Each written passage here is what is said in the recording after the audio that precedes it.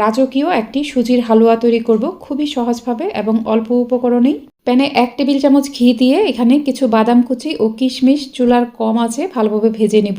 অবশ্যই চুলার কম আঁচে ভাজতে হবে। বাদাম ও কিশমিশের কালার যখন অনেকটা চেঞ্জ হয়ে যাবে তখন উঠিয়ে নেবেন। এখন প্যানে দিয়ে দিলাম 1/3 কাপ পরিমাণ সয়াবিন তেল। এরপর দিলাম 2 টেবিল চামচ ঘি। এখানে 1 কাপ অথবা 160 গ্রাম দিয়ে দিলাম সুজি। আমি দোকানের কেনা কাঁচা সুজি নিয়েছি।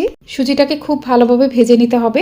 সুজি অনেকটা ব্রেড ক্রামসের মতো হয়ে গেলে এখানে দিয়ে দিলাম 2 কাপ পরিমাণ পানি। যতটুকু সুজি নেবেন তার ডাবল পরিমাণ পানি দিতে হবে। চুলার খুব কম আঁচে প্যানটাকে ঢেকে রাখবো। কয়েক মিনিট পর ঢাকনা খুলে নিলাম। সুজি কিন্তু পারফেক্টভাবে সেদ্ধ হয়ে গেছে। এখন চিনি দিয়ে দিব 1 কাপ পরিমাণ।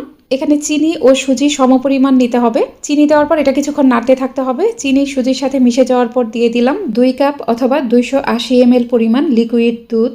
সুজির ডাবল পরিমাণ দুধ নিতে হবে। আর অবশ্যই এখানে আগে থেকে জাল করে নেওয়া ঘন দুধ ব্যবহার করবেন। দুধ দেওয়ার পর অনবরত নেড়ে চেড়ে যখন হালুয়া অনেকটা আঠালো হয়ে যাবে তখন আগে থেকেই ভেজে উঠিয়ে রাখা ড্রাই ফ্রুটসগুলো দিয়ে দিব। নাড়তে নাড়তে অনেকটা আঠালো হয়ে গেলে দিয়ে দিব আরও 1 টেবিল চামচ পরিমাণ ঘি। হালুয়া যখন আরও অনেকটা আঠালো হয়ে যাবে অর্থাৎ হালুয়া পারফেক্ট টেক্সচারে চলে আসলেই চুলা বন্ধ করে দিবেন। ঠান্ডা হয়ে যাওয়ার পর রুটি, পরোটা, লুচি যে কোনো কিছুর সাথেই পরিবেশন করুন।